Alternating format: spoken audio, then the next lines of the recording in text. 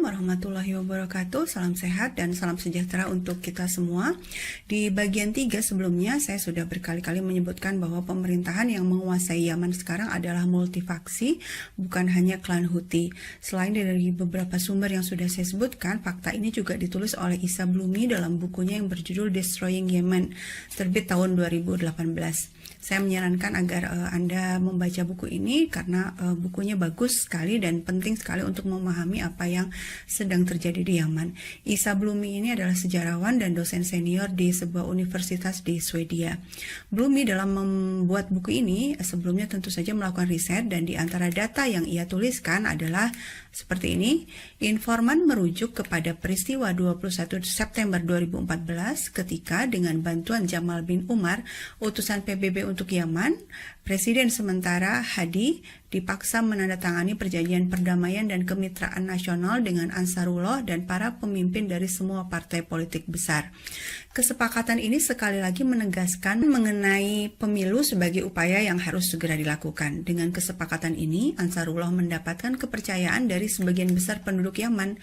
Maksudnya begini, ketika Ansarullah sebagai kekuatan bersenjata yang terbesar saat itu ternyata mau duduk di perundingan dan mau bersepakat untuk berbagi kekuasaan, ini justru memunculkan simpati rakyat. Dan kemarin juga saya sudah kutip ya liputan dari BBC soal popularitas Ansarullah di Yaman.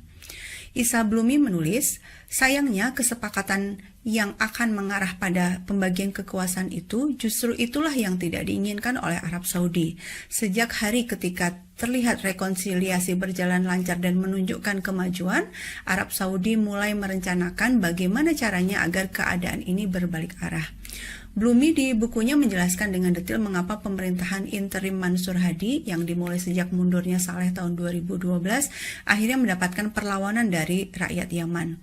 Pertama, Hadi ini sebenarnya pernah menjabat sebagai wakil presiden selama 20 tahun dan menjadi pemimpin dari koalisi partai-partai yang disetujui oleh Arab Saudi dan Amerika Serikat, termasuk kelompok Islamis seperti Ikhwanul Muslimin.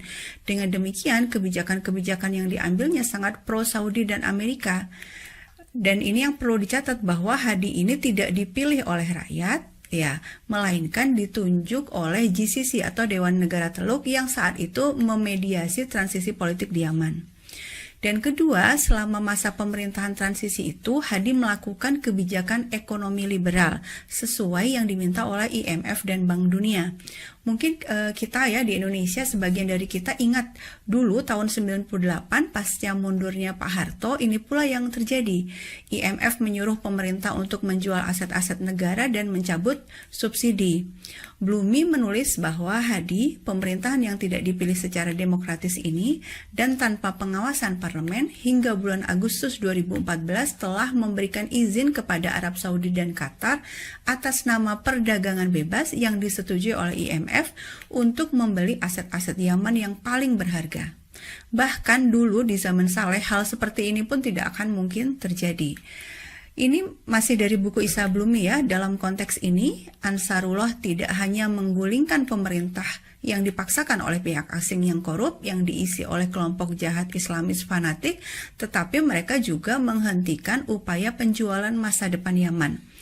Hasilnya, koalisi yang semula tidak stabil antara loyalis Saleh dan Ansarullah justru berlanjut hingga hari ini dalam gerakan anti-Amerika, anti-Israel, dan anti-Saudi. Fakta mengenai dukungan yang tak henti-hentinya untuk perjuangan melawan kekerasan Saudi dan Amerika ini diabaikan oleh sebagian besar aktor-aktor asing dalam perang ini untuk menghancurkan Yaman. Alih-alih melihat kenyataan ini, kenyataan sebagaimana yang dilihat oleh minimalnya 20 juta rakyat Yaman, maksudnya begini, mayoritas rakyat Yaman itu mendukung pemerintahan baru mereka yang sekarang ini, dan sebenarnya mereka menolak Mansur Hadi. Nah, alih-alih melihat kenyataan apa yang sebenarnya diinginkan oleh rakyat, apa sebenarnya suara rakyat, pengeboman yang dilakukan oleh koalisi Saudi terus saja dipasarkan atau dipromosikan sebagai sesuatu yang perlu dilakukan. Tujuannya adalah untuk mengembalikan pemerintahan Hadi, melindungi perdagangan global dan memastikan bahwa langkah-langkah penghematan yang diminta oleh IMF dilaksanakan sepenuhnya. Isa Blumi di bukunya juga mengkritik sebagian besar media yang memberi label manipulatif, menyebut Ansarullah sebagai suku Syiah yang memiliki hubungan dengan Iran. Menurut Isa, Ansarullah ini aliansi politik yang longgar, dan yang sebenarnya memerintah di Yaman saat ini adalah koalisi longgar di antara berbagai kelompok mewakili masyarakat Yaman secara umum, dan hampir 80% dari penduduk Yaman saat ini hidup di bawah otoritas kelompok-kelompok ini. Lalu ini ada artikel menarik yang ditulis oleh Jamal bin Umar bulan Maret tahun 2021. Ingat kan ya, Ben Umar ini mantan diplomat PBB untuk Yaman. Di bagian ketiga saya sudah bahas bagaimana kesaksiannya soal rekonsiliasi Yaman ini ya. Artikel Ben Umar berjudul "Pembagian kekuasaan adalah satu-satunya cara untuk mengakhiri perang di Yaman jika Amerika mendukungnya." Perhatikan frasa ini, jika Amerika mendukungnya. Jadi memang aktor paling kuat dalam perang ini adalah Amerika Serikat. Kalau Amerika Serikat mau, perang bisa selesai hari ini juga.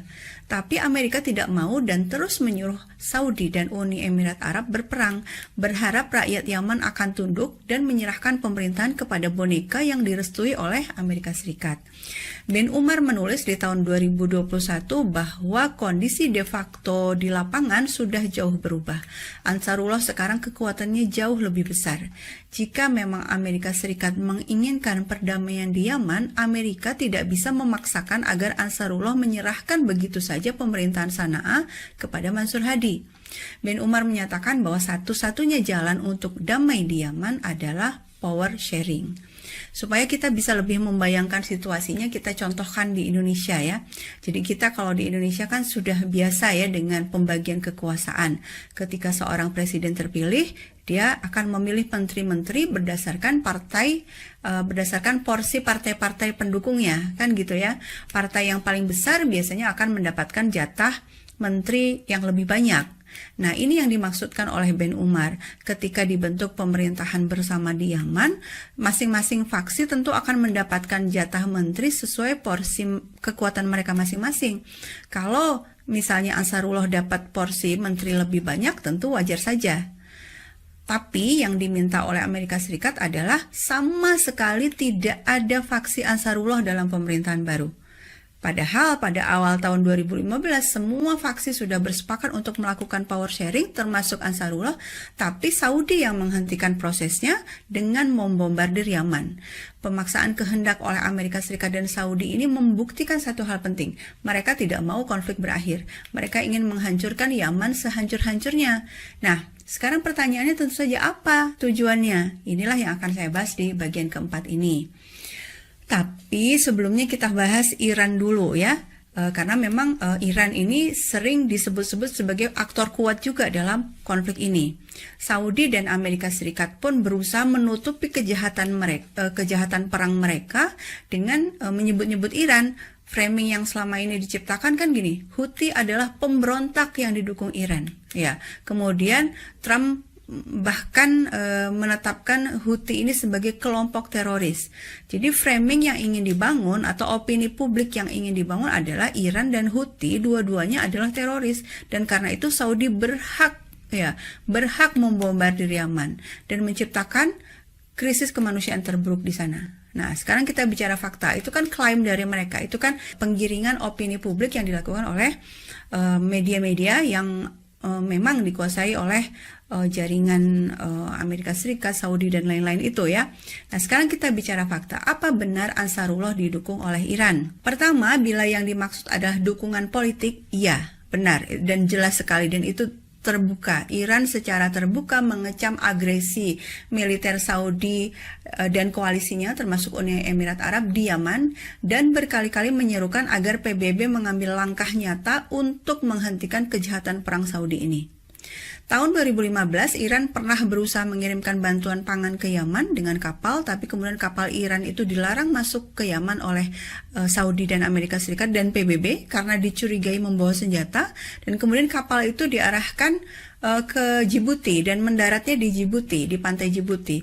Lalu muatan itu dibongkar dengan diawasi PBB, dan kemudian makanan-makanan itu akhirnya menurut PBB biarlah PBB yang membagikannya kepada rakyat Yaman. Ya, artinya kalau waktu itu benar ada senjata saat pembongkaran muatan kapal, kan seharusnya ketahuan. Buktinya PBB tidak melaporkan apapun kan.